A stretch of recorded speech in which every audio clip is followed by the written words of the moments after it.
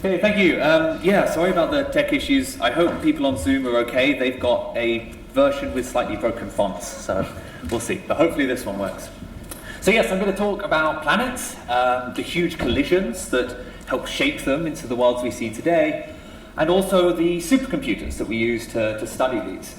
I think I'll follow suit and stand a bit over here so I can see what you're seeing better. So to start with the bigger picture, how do we get here today? Well, as we've heard plenty about already, we need to start with a universe, one in which we can eventually evolve a galaxy like our Milky Way. And the next step is we have stars and supernova explosions that can convert the hydrogen and helium of the early universe into all of the elements that make up us and planets and life that we need. Our solar system can then start to form, and the Earth can begin to evolve into a habitable environment so that life begins. We're almost there. The final stage, which I'm sure everyone will agree is equally important on this timeline, is Darwin Physics at the Ogden Centre to complete our journey. And I'm going to focus on, I don't know if I can put with the laser at least, on just a few of these stages around the early evolution of the Earth and some of the implications for life that surround these very complicated and multifaceted processes. Are we moving onwards? Okay, I've got a blue screen completely. That is very unhelpful. Should we try 30 seconds to see if this is fixed, and if not, we'll go to a backup. That was not one we had expected. Well, assuming I can, I'll say in advance that I thought I'd also dive into a bit of detail about how we really use the supercomputers, because the supercomputers that we have just over the road, that are used in Durham and all over the world, are so fundamental, not just to the work I do, but to pretty much all of the talks that you've heard about. And I think these machines are so much more easily understandable than some people seem to think. So, okay, we are possibly back up, but we will see.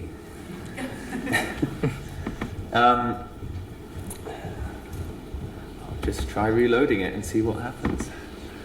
Do you still, yeah, you still have my screen. If that happens again, I guess we'll switch over. That's quick. Okay, so, right. Planets, how do they actually form? When we look, even just in our own solar system, we see this huge diversity. All the planets have different sizes, different compositions, different pretty much everything.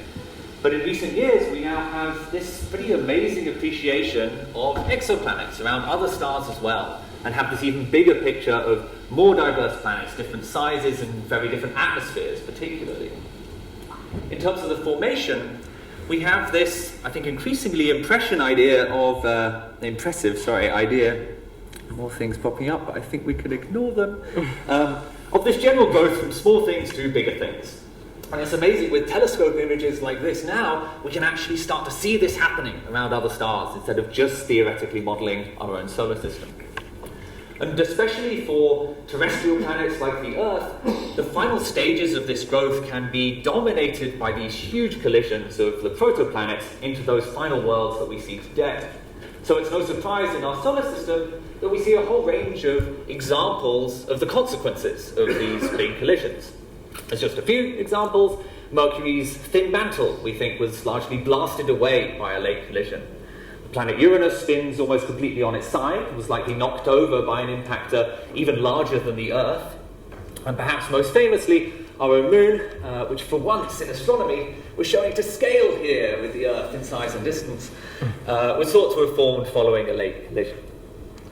So these giant impacts are really interesting and important. We'd like to study them, but how? We don't yet have a big enough lab or nearly enough funding to create real full-size planets and smack them together to see what really happens. We can't do these experiments full scale. We can in the labs, and that's helpful too. But like lots of the talks you've heard today, we turn to simulations.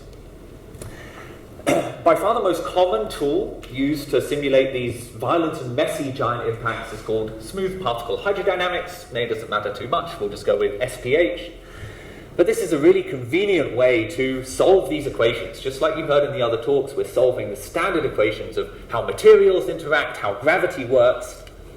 And this one here, going back to some basic history as context for what you'll see later, is one of the earliest, using about 10 to the 3 SPH particles to model the origin of the moon. And I mentioned the number of particles, which sets the resolution, particularly because we and other groups have recently been finding just how surprisingly important this is for the science that we want to get out. Fast forward about 4 decades or so to today, we now see about 10 to the 5 to 10 to the 6 particles typically being used in these studies for a wide range of topics. But that resolution is still quite a significant limitation on the detail that we can look at and the science that we can explore. So that brings us to supercomputers. As I mentioned a little bit earlier, this is Cosmo, just over the road, blinking lights and everything. Not in the still image, I suppose. And so let's dive in a little bit to what actually goes on to use these big machines effectively. So for anyone unfamiliar, a supercomputer, quite accurately, is just lots of normal computers hooked up together. And every one of those processors is not that much faster or more powerful than what's in a standard laptop. So it's all about spreading out your calculations to use all of these processors at once in parallel. Just like I could hand out a whole load of Sudoku problems or arithmetic to all of you, and I'd get the answers much faster than if I did them just one at a time by myself. So we want to keep all of the parts of this big machine busy at the same time to use it efficiently. And these machines are huge. We have hundreds of nodes. Inside each node are several tens of processors of independent cores. And put together, both for budgetary and environmental reasons, and of course just the science we want to get out, we want to do a lot of, we end up doing a lot of work to try and use them efficiently. Unfortunately, that's easier said than done. And something like an SPH simulation of a giant impact is actually a great example of why that could be so tricky. So we have this huge number of particles. We need to compute gravity and material interactions between all of them every single time step, and do that many times over. And the standard way to do this, which does work okay, is to simply divide up the space and give one chunk of the simulation to each bit of our computer and have it compute what happens. The problem, though, is that somewhere like this bottom left corner might not have very much work to do, and it will finish its calculations quite quickly and then just sit there, idle, waiting, while the rest of the computer does some more complicated bits, inefficient and wasting time. So, quite a few years ago, not that many years ago, shortly before I was able to join in with this during my PhD here, a group of people at Durham decided to try and start a bit more from scratch and really see if we could do this in a more sensible and efficient way. This led to this code called Swift, which is being used for cosmology as well as planetary and all these other bits and pieces. The most fundamental thing that was done differently is, instead of dividing up the data to the different pieces of our computer, we try and divide up the work. We know what calculations need to be done, so we can have the code make a whole list, and then each part of the computer can just go to the list and say, I'll do this one next. And however long it takes, it will do it, and when it's done, it goes to get the next one in the list. And this means that we can very evenly divide up the work and have the whole computer working efficiently all of the time without having to wait, even if those individual tasks can take a very different amount of time to do. So in the end, this gives us an efficient code to use bigger and bigger machines for faster science and more interesting results. What that actually means for planetary simulations is that, compared with those 100,000 particles that you saw some cross-sections of earlier, we can now go hundreds to thousands of times higher resolution to see, for example, this 100 million particle impact of knocking Uranus onto its side.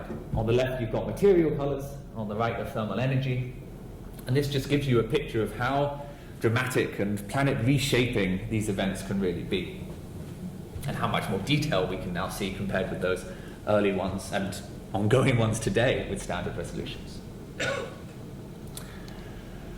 So it might be that just making these nicer pictures and animations is worth it, but there are some perhaps slightly better scientific reasons for upping the resolution as much as we have.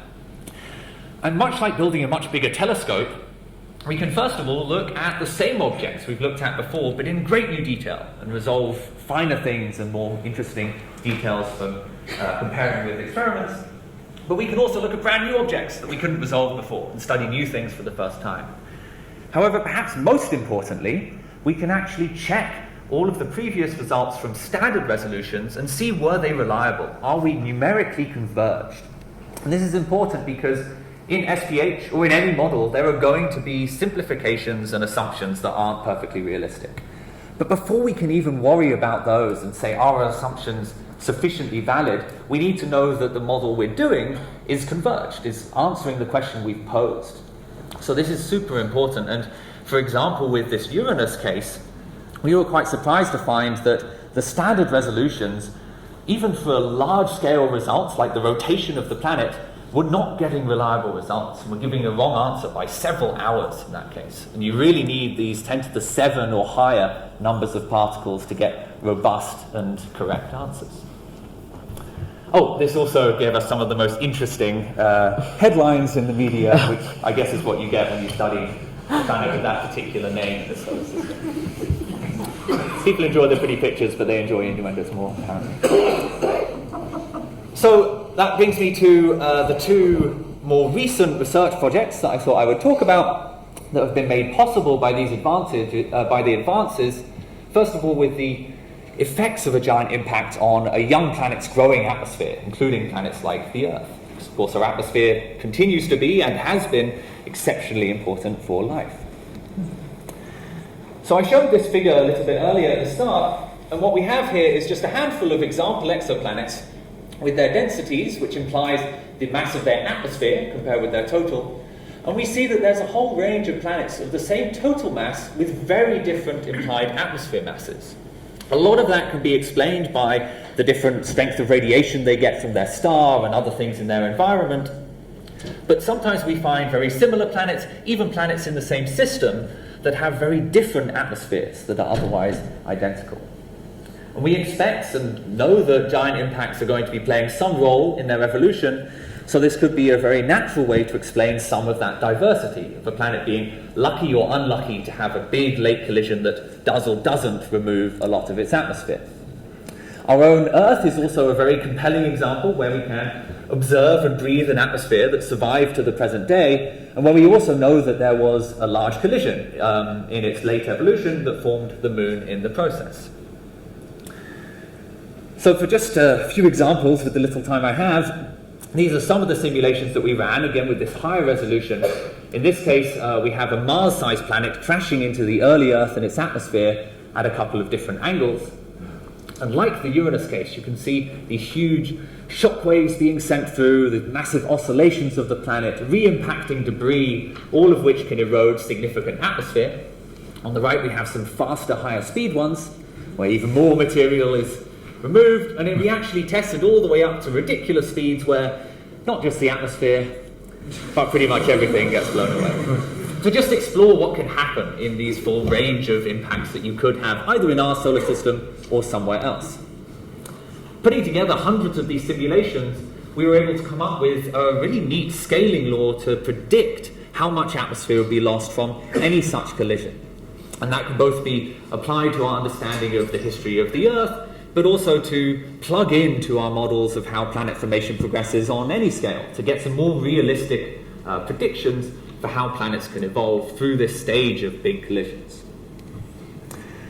So, stepping back to the bigger questions of planets and life evolving and so on, we tend to think of impacts as being bad for life. And to be fair to the dinosaurs and others, that's often the case. However, impactors can also deliver a lot of the important ingredients for life, such as water on Earth, perhaps. We're still not sure exactly where Earth's water came from at different times. And in some ways, I think, more interestingly, to actually get the starting ingredients of life itself, our current understanding is that you need a highly reduced chemical environment to start to get these life molecules such as RNA. But we expect the Earth's early atmosphere to be the opposite, quite highly oxidized. And it could be that impactors are a very compelling potential resolution of this to deliver lots of iron that can reduce the atmosphere and lots of heat to produce this RNA favorable environment to kickstart these self-replicating molecules that could actually start to lead to life as we know. That's a pretty fun name. So jumping now to the last topic before we end for all of the day, I suppose, the origin of the moon. This is actually from a project that we presented and published just last month. Again, really trying to find out what we can learn with these new supercomputing advances. And we didn't used to know where the moon came from or what it was made of. This is some very quick background. A lot of the older and perhaps stranger ideas were ruled out in the Apollo era, if not slightly before. But I did enjoy finding this paper that compared Apollo seismic measurements with different Earth cheeses of lunar rocks. So who knows? It was a genuine science paper at the Apollo era and a very valid comparison for how interesting lunar soil actually is as a material. But the current consensus today is that the moon was almost certainly made by some kind of giant impact. However, the details of what type of collision are still highly debated and uncertain. The basic idea, though, is that the collision ejects this whole bunch of debris into a relatively smooth disk, and then the moon accretes from that disk over a few months to tens of years. But what we found with our higher resolutions is this categorically different result, where a separated satellite emerges immediately after the start of the impact. More interesting, though, is what happens to that satellite next. So here in purple, I'm colouring the particles the material that will become that satellite, and in green that will become this inner remnant that falls back to re-impact the planet. The black line here is showing the orbit, the predicted orbit at this moment in time of that satellite, and what we see is that inner remnant pulls forward the satellite and launches it out, slingshotting it onto this wider orbit where it could remain stable.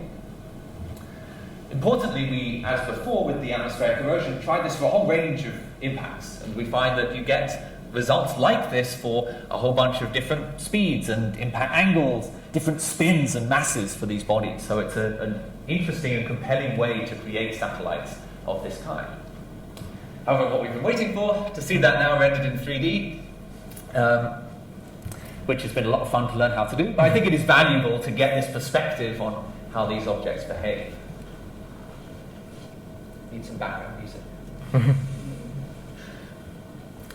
So here we're starting to see that satellite form and get launched out onto its wider orbit.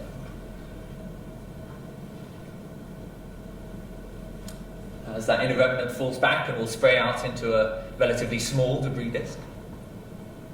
I should note that everything you're seeing here is directly controlled by the simulation data. Of course, there's a somewhat arbitrary mapping of how density goes to opacity and so on, so we can see more than just a completely obscuring cloud.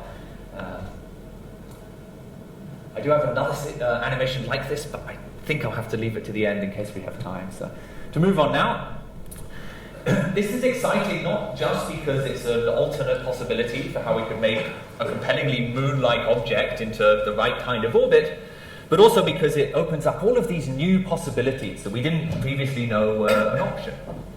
So, for example, rocks on the Earth and Moon are extremely similar in their isotopic composition, and what we find is that the outer regions of these immediate satellites have a much more Earth-like composition than their deep interiors, which might be an interesting way to help explain this mystery. I think for me the most exciting part is the orbits. Instead of the standard limited to purely spherical, close-in, circular rather, very close-in and equatorial orbits, we can now have much wider orbits. We can have eccentric ones, we can have tilted ones, which could be a really interesting way to explain the mysterious inclination of the moon. All of these opened up, now we have this different way to think about the early formation of the moon. As a final slide, before I get to a summary, and I think we're okay for time, the moon has some really interesting ways that it might be relevant and important for the origin of life as well. First of all, in the energy and the dynamic environments that it can create on Earth through tides, and secondly, through the much longer-term stability that it offers for the tilted spin of the Earth, which would give, especially evolution and the time needed for intelligent life to evolve, a more stable environment in which to do so. So, in summary, giant impacts are fun and dramatic events that play a really key role in the evolution of planets and the worlds that we live in and see today. I talked a bit about how we actually use supercomputers to make the most of the science we can do. And as one example of that, how that lets us study these brand new, very life-relevant topics such as atmospheric erosion, and has opened up all of these new possibilities for the origin of the moon and other topics that we'll have to skip over for today. So as I stop for questions, I'll just set running this little example of step-by-step rendering of these animations. Since someone always tends to ask, if you want to see any of these videos and more information, that QR code will take you there. But of course you can ask me now or later, and thanks for listening.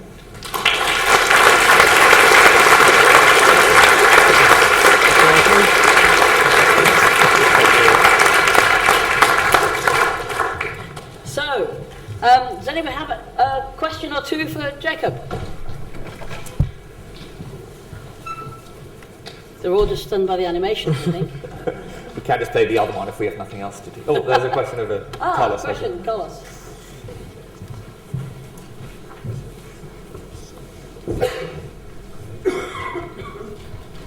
Jake, this is a question I've asked you before, so I want to see if you can give me the same answer, because I think the answer now may be different. So the argument goes that the impacts that extracted the moon, or that gave rise to the moon, was just right, a little bit bigger and it would shatter the Earth, a little bit smaller and the moon would be relevant. So then the argument is the moon is essential in order to stabilize the spin of the Earth.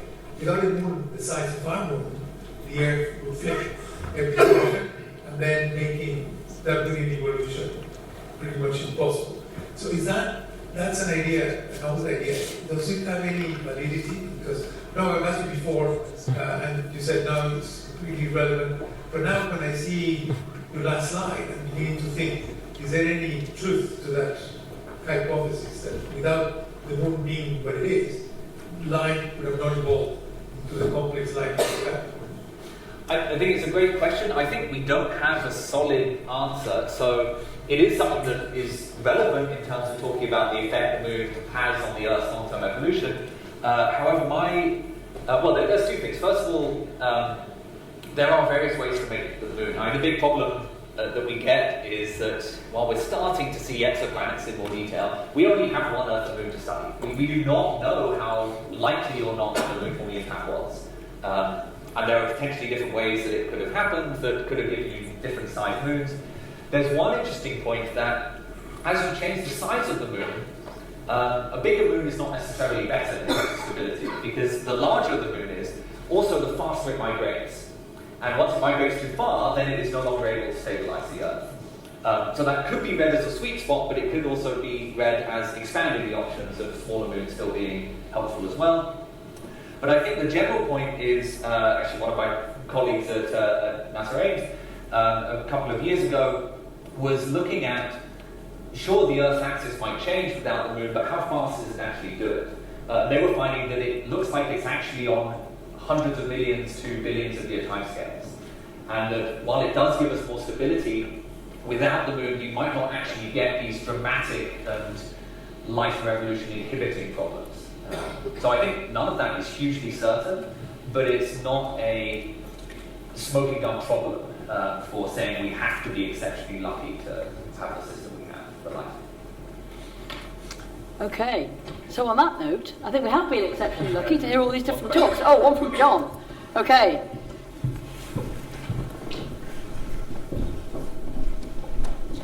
Fascinating talk. The thing that struck me in your simulation at the end is that there's a relatively big ratio between the moon that you produce and the Earth, whereas the Earth and the system is almost like a double planet, where the moon is a significant fraction of the Earth in size. So would your mechanism also apply to this sort of Earth-Moon system? Yeah, good question. So in that case, the moon, in that one example simulation, I think was about 70-something% the mass of the moon. It's actually relatively close to the mass of our moon.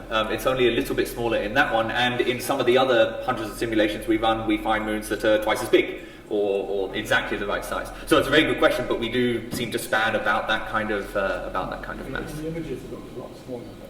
Yeah, I mean the perspective as well as just the densities we have. I agree with your interpretation, but yes. Okay, I think we really had better stop there. Fascinating though it is. Sorry for ruining the good segue to the previous question. So like to say thank you to you, the audience, to all our speakers who've given us such great talks, and our AV folks who've been busy recording things, despite the joys of the network. And a special shout out to Saunak here, who not only gave his own great talk, but has also been supporting everybody else. So thanks everybody.